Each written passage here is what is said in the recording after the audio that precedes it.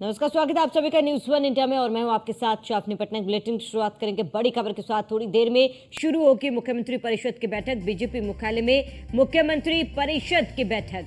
BJP मुख्यालय में होगी मुख्यमंत्री परिषद की बैठक। बीजेपी शासित राज्यों के मुख्यमंत्री और डिप्टी सीएम शामिल। पीएम मोदी, जेपी नड्डा, अमित शाह और राजनाथ सिंह भी मौजूद होंगे इस बैठक में। बीजेपी मुख्यालय पहुंचे सीएम योगी आदित्यनाथ, ब्रजेश पाठक और केशव प्रसाद मौर्य भी बैठक में पहुंच चुके हैं। ये बड़ी खबर आपको बता दें, जहां बीजेपी शासित राज्यों के मुख्यमंत्री और डिप्टी सीएम शामिल। पीएम मोदी, जेपी नड्डा, अमित शाह और राजनाथ सिंह भी मौजूद रहेंगे। बड़ी जानकारी आपको बता दें, जहां बीजेपी मुख्यालय पहुंचे हैं सीएम योगी आदित्यनाथ। थोड़ी देर में प्रधानमंत्री नरेंद्र मोदी की अध्यक्षता में ये बैठक होने जा रही है।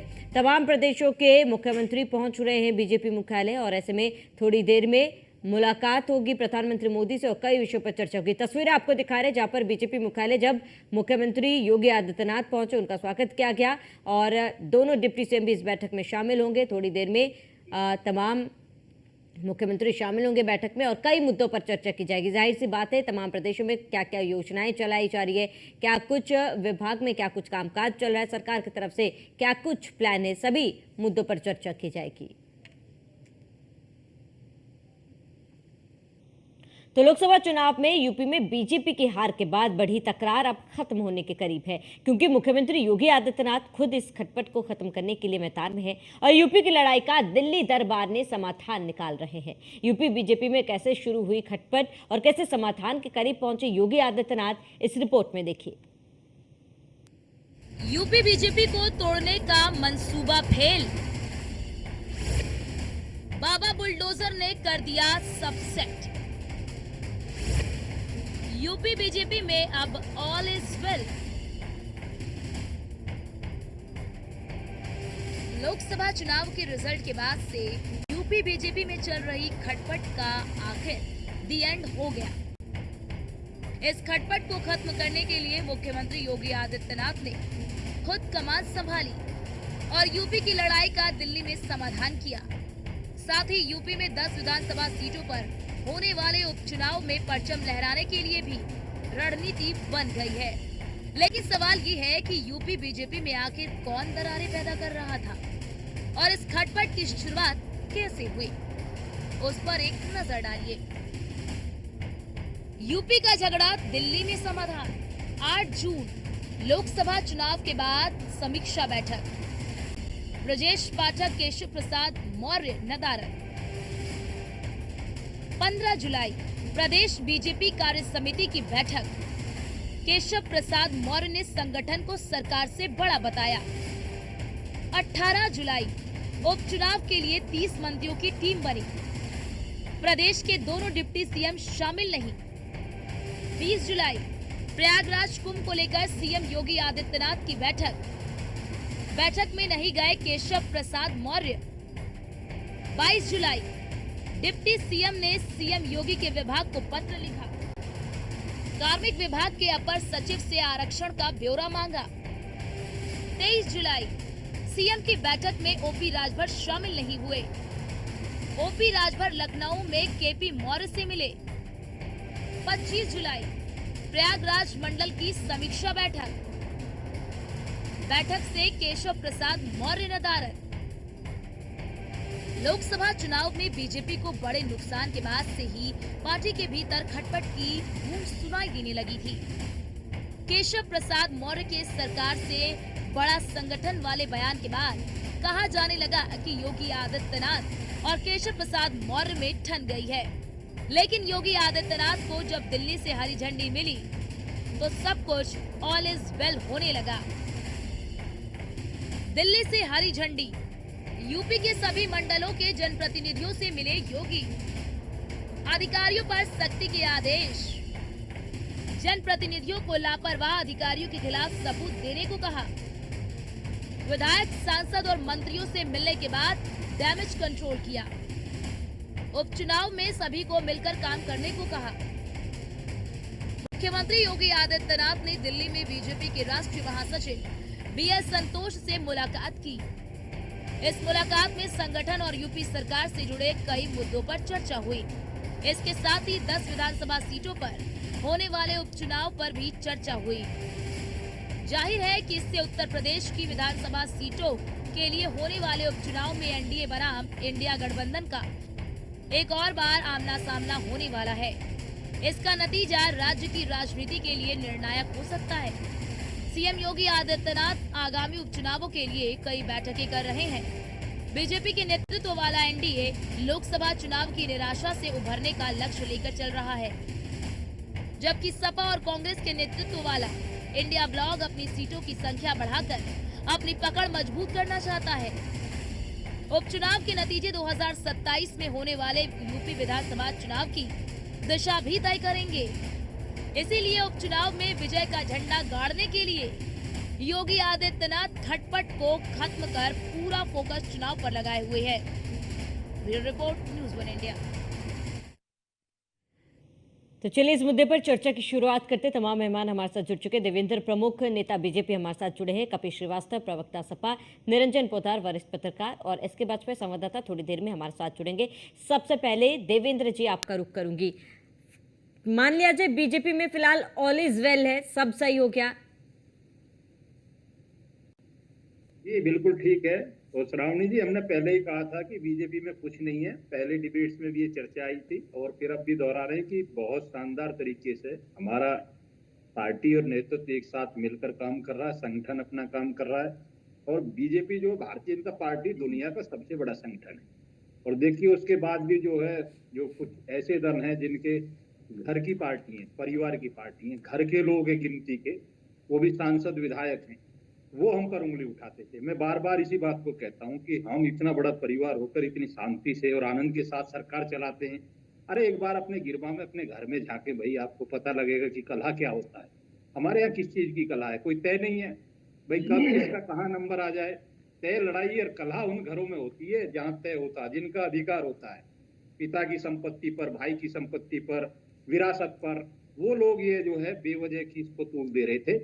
बीजेपी बिल्कुल शांत है और बीजेपी जो है अपनी दिशा की तरफ बढ़ रही है। मैंने हमेशा कहा इस बात को, या तो हम जीतते हैं या सीखते हैं, हारते कभी नहीं है हम लोग। फिर गलती कर रहे हैं विपक्ष के लोग, हमने सीख लिया। ये उपचुनाव में क्लियर कर देंगे कि हमने सीखा क्या।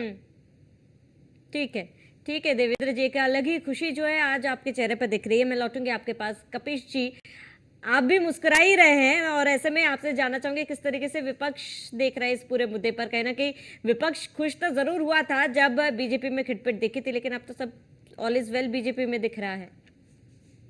नहीं, ये तो दिखावा है। अच्छा, रहीमन धागा प्रेम का और मत तोड़ो चटकाए, और टूटे से फिर ना जुड़े जुड़े गांठ पड़ जाए। और ये गांठ आज से नहीं पड़ी हुई है। इस गांठ को एक बार इन्होंने जोड़ने की कोशिश की थी जब 4.5 साल के बाद योगी आदित्यनाथ जी केशव प्रसाद मौर्य जी के घर पधारे थे। लेकिन फिर वही दूरियां। भाई रक्त का खून तो है नहीं कि लाठी मारने से फटेगा नहीं फिर जुड़ जाएगा। इनको परिवार से बड़ा परहेज है, लेकिन जनता तो परिवार को स्वीकार करती है। इनके उस परिवारवाद पर करारा तमाचा है उत्तर प्रदेश का लोकसभा चुनाव, और इसके साथ ही 4 बार जब समाजवादी पार्टी ने उत्तर प्रदेश में सरकार बनाई। शायद ये जनता से अपने आप को बड़ा मानते हैं, हम मुद्दों को बड़ा मानते हैं। और इन्होंने मुद्दे पर आधारित राजनीति नहीं किया, आस्था परवान चढ़ा के विकास को पीछे ढकेल दिया, जो जनता अब समझ गई है। भगवान श्री राम भी इनसे कुपित रहे, और आपने देखा कि अयोध्या से लेकर के और चित्रकूट से लेकर के रामेश्वरम तक के हार हैं। जो राम परिपथ है वो सब हार गए। तो दिक्कत इस बात की है कि जनता से जब जुड़िएगा नहीं, जनता के लिए काम करिएगा नहीं, तो राम राज्य की बात करना बेकार है। वो अपनी गलती से सीख ले, उपचुनाव में बताएंगे आपको। अभी कहां गलती से सीखे, गलती तो एक ही है इनकी सबसे बड़ी, अहंकार। और अभी भी अहंकार को इन्होंने छोड़ा नहीं है। आज आरएसएस को पिता मानने के लिए बाध्य होना पड़ा ना। भाई नड्डा साहब ने तो कह दिया था, राष्ट्रीय अध्यक्ष हैं इनके, कि हमें आरएसएस की जरूरत नहीं है। और आज उसी आरएसएस ने योगी जी की आवाज को दिल्ली में बुलंद कर दिया और उसको मानना पड़ा। चलिए अच्छी बात है, लेकिन हम तो इतना जरूर कहेंगे कि पीडीए का ख्याल कीजिए। आपके यहां का पीडीए और वो भी डिप्टी मुख्यमंत्री इस बात को जनता के सामने आपके संगठन के बीच में रखे कि जो दुर्दशा आपके कार्यकर्ताओं की है वही दुर्दशा उनकी भी है, तो साफ बात है। और गंगा जल को धुलाने वाले योगी आदित्यनाथ पिछड़ों का तो बंगला धुलवाते ही हैं, मंदिर तक धुलवाने का काम उन्होंने किया है। अभी हाल ही में कन्नौज में जब हमारे नेता गए थे, तो क्योंकि वो ओबीसी समाज से वास्ता रखते हैं, इसलिए कन्नौज के मंदिर से जब दर्शन करके उतरे तो इन लोगों ने वहां पर कार्यकर्ता भेज करके अपने धुलवाया गंगा जल से। तो इनको तो इतनी परहेज है पिछड़ों से, आखिर ना होता तो संजय निषाद इनको क्यों आईना दिखा रहे होते? आखिर जो है वो ठीक है, पटेल जी क्यों आईना कपिल जी दिखा रहे लौटेंगे। होते? हालांकि अखिलेश यादव ने केशव प्रसाद मौर्य को मोहरा बताया था, उल्टा केशव प्रसाद मौर्य ने भी इसका जवाब दिया, अखिलेश यादव को ही कांग्रेस का मोहरा बता दिया। इस पर लौटूंगी मैं आपके पास कपिल जी। निरंजन पोदार वरिष्ठ पत्रकार हमारे साथ जुड़े। निरंजन जी, आप कैसे देख रहे हैं इस पूरे प्रकरण को? क्योंकि पहले देखिए खिटपिट तो हमने बीजेपी में देखी थी, साफ तौर पर सभी ने देखी थी, लेकिन हालांकि बीजेपी ने कहा ऐसा कुछ भी नहीं है और लगातार बैठकों का दौर अब दिल्ली में जाके समाधान हुआ है। वही विपक्ष इसको अलग ही एंगल बता रहा है। आप पूरे प्रकरण को कैसे देख रहे हैं? देखिए श्रावणी जी, इसको अपना अपना दृष्टिकोण है। गिलास की स्थिति यह है कि उसके अंदर आधा गिलास पानी है। अब कोई उसको आधा भरा हुआ देख सकता है, कोई उसको आधा खाली देख सकता है। जो आधा भरा हुआ देख रहा है, या यूं कहें कि आधा भरा हुआ कह रहा है, वो भी सत्य बोल रहा है, और जो आधा खाली देख रहा है वो भी सत्य बोल रहा है। फर्क केवल दृष्टिकोण का है। दृष्टिकोण का इसलिए मैं कह रहा हूं कि जिस तरीके से भारतीय जनता पार्टी के अंदर खटपट की बात करी जाती है, मेरा यह मानना है कि भारतीय जनता पार्टी के अंदर जो राजनीति की जो संस्कृति उत्पन्न की है, वो राजनीति की संस्कृति आप ये समझ लीजिए, भारतीय जनता पार्टी के अंदर ऐसा नहीं है कि एक पिता की प्राइवेट लिमिटेड कंपनी थी, उसको बेटे ने संभाला, फिर उसके बाद में उसके आगे के वंश ने संभाला। भारतीय जनता पार्टी में ऐसा नहीं है। भारतीय जनता पार्टी वास्तव में पूर्ण रूप से एक लोकतांत्रिक पार्टी है, और इसके अंदर जिस तरीके से हमने ये राष्ट्रीय अध्यक्ष का चुनाव कब हुआ था भाजपा में? जब आप भाजपा के प्रवक्ता बने हैं, निष्पक्ष पत्रकार बनकर के बैठिए, मुझे आप बताइए कि भाजपा के अंदर राष्ट्रीय अध्यक्ष का चुनाव कब हुआ था कि लोकतंत्र की बात कर रहे हैं? मुझे आप बताइए कब हुआ था? अरे मैं तो आपको इसलिए पोद्दार साहब कह रहा हूं कि कम से कम पत्रकारिता की लाज रखिए। वरिष्ठ पत्रकार बन के बैठे हैं, अनड्यू इन्फ्लुएंस है क्या? आप जनता के बीच में आपकी छवि जानी चाहिए कि आप भारतीय जनता पार्टी के नेता कार्यकर्ता हैं। क्यों नहीं बताते हैं कि आप आरएसएस के मेंबर हैं? ये मैं जानता हूं कि आप आरएसएस के सदस्य हैं। कपिल जी, मैं आपके पास भी लौटूंगी। निरंजन जी, आपके पास भी लौटूंगी, लेकिन हमारे साथ एसके वाजपेयी हमारे संवाददाता जुड़ चुके हैं, जरा उनसे ग्राउंड का हाल जान लेते हैं। एसके वाजपेयी, क्योंकि देखिए बीजेपी में बैठकों का दौर उत्तर प्रदेश में देखा गया, लगातार बैठकें हुई, लेकिन अब ये बैठक जो है दिल्ली में आके थमी है। क्या दिल्ली में समाधान हो पाया है? क्या फिलहाल उत्तर प्रदेश की बीजेपी में ऑल इज वेल है? एसके वाजपेयी, अगर हम बात करें तो पिछले कुछ समय से इस तरीके की खबरें जरूर चल रही हैं कि जहां मुख्यमंत्री की बैठक में दोनों डिप्टी सीएम नहीं जा रहे हैं। हालांकि उनके जो सहयोगी हैं, चाहे वो अनुप्रिया पटेल की पार्टी हो, अपना दल एस, या उसके अलावा सुहेलदेव भारतीय समाज पार्टी या निषाद पार्टी, कहीं ना कहीं उन बैठकों से परहेज करते हुए जरूर दिखाई दे रहे हैं। हालांकि कैबिनेट बैठकों में जरूर निषाद और ओपी राजभर शामिल हो रहे हैं, लेकिन डिप्टी सीएम केशव प्रसाद नहीं गए। हालांकि इन सारी चीजों को लेकर चीजें दिल्ली में जरूर चल रही हैं, क्योंकि आज के दिन तीनों उत्तर प्रदेश के बड़े नेता, जिसमें मुख्यमंत्री और दोनों डिप्टी सीएम दिल्ली में हैं, और ऐसे में जब लगातार वहां पर बैठकों का दौर चल रहा है तो कहीं ना कहीं बैठकों के जरिए ये जानने की कोशिश होगी कि आखिर वजह क्या है, क्यों चीजें इस तरीके से आ रही हैं कि उत्तर प्रदेश में जो विपक्षी दल हैं वो लगातार इन चीजों को लेकर हमला बोल रहे हैं। हालांकि जब हमने बात करने की कोशिश की, चाहे हमने बीजेपी के सहयोगी दलों से बात की हो या उसके अलावा भारतीय जनता पार्टी के जो नेता है उनसे बात की हो, तो उनका एक ही चीज कहनी है कि ऑल इज वेल है।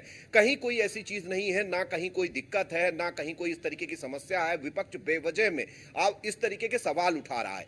हालांकि देखना जरूर होगा कि जब भारतीय जनता पार्टी का केंद्रीय नेतृत्व ये बैठ के दिल्ली में कर रहा है तो कहीं ना कहीं इन सारे विषयों को लेकर बात होगी जरूर, क्योंकि अगर आज भारतीय जनता पार्टी की केंद्र में पूर्ण बहुमत की सरकार अपने बल पर नहीं है तो ऐसे में कहीं ना कहीं उसकी वजह है कि उत्तर प्रदेश में भारतीय जनता पार्टी वो परफॉर्मेंस नहीं कर पाई जो 2019 या 2014 में की थी।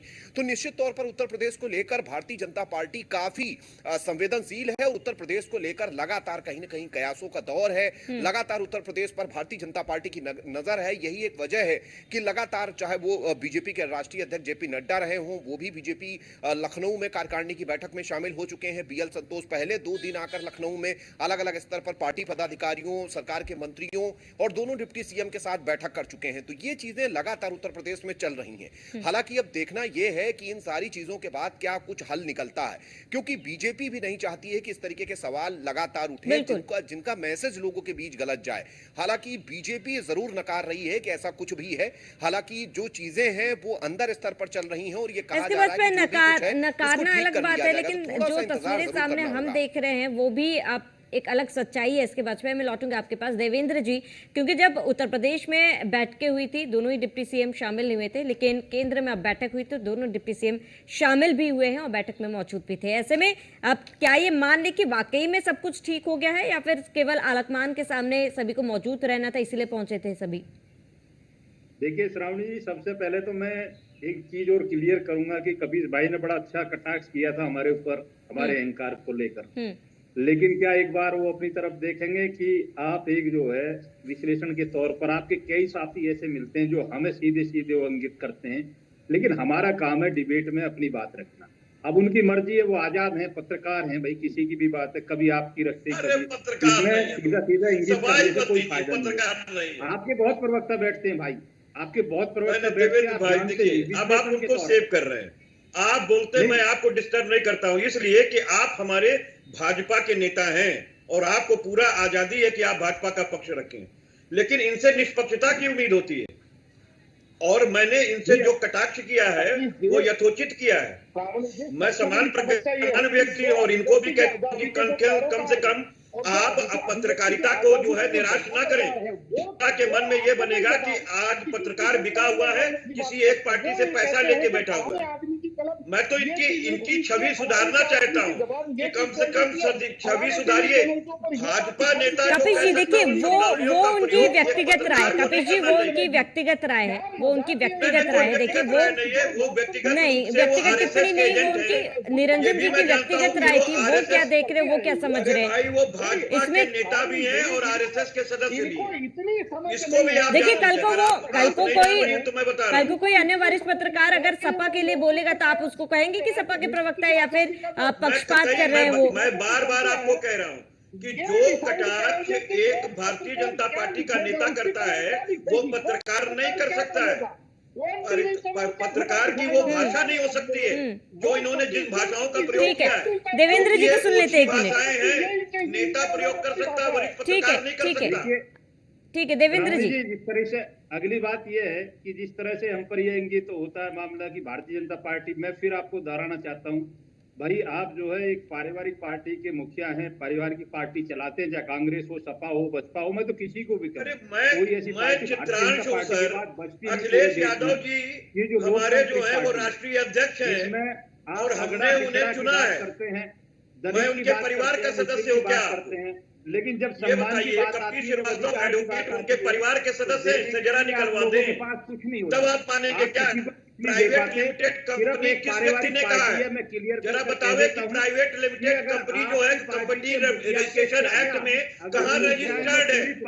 ऐसे पत्रकार अपने चेहरे पे दाग लगाते हैं। जो प्राइवेट लिमिटेड कंपनी बता रहे हैं तो मुझे ये बताइए कि प्राइवेट लिमिटेड कंपनी किस रजिस्ट्रेशन एक्ट में कहाँ पर रजिस्टर्ड है? इनको बताना चाहिए और नहीं है तो क्षमा याचना करें, क्योंकि जो भाषा की मर्यादा एक नेता की हो सकती है वो पत्रकार जी, भी अगर बिल्कुल नहीं हो विपक्ष सकती है। देखना चाहते हो, पत्रकार उन शब्दावलियों का प्रयोग नहीं कर सकता कर लो या है। देश को देवेंद्र चर्चा कर लो। प्रमुख जी को मैं इसके लिए कभी नहीं टोकता हूँ। ठीक है। उनकी इच्छा ठीक है, जो समय की जाए कमी सो हमारे जाए। पास समय की कमी हमारे पास चर्चा को यहीं पर रोकना पड़ेगा। कपिल जी जुड़ने के लिए बहुत बहुत शुक्रिया। देवेंद्र जी आपका जुड़ने के लिए बहुत बहुत शुक्रिया। निरंजन पोदार जी आपका भी बहुत बहुत शुक्रिया। इसके बाद पे आपका भी बहुत बहुत शुक्रिया। तो जो लड़ाई उत्तर प्रदेश में शुरू हुई थी वो दिल्ली में आके उसका समाधान हुआ, लेकिन क्या वाकई में इसका समाधान हुआ, ये आने वाला वक्त ही बताएगा। इसके साथ इस बुलेटिन में इतना ही। देश प्रदेश की तमाम बड़ी खबर क्लब बने रही न्यूज़ 1 इंडिया के साथ।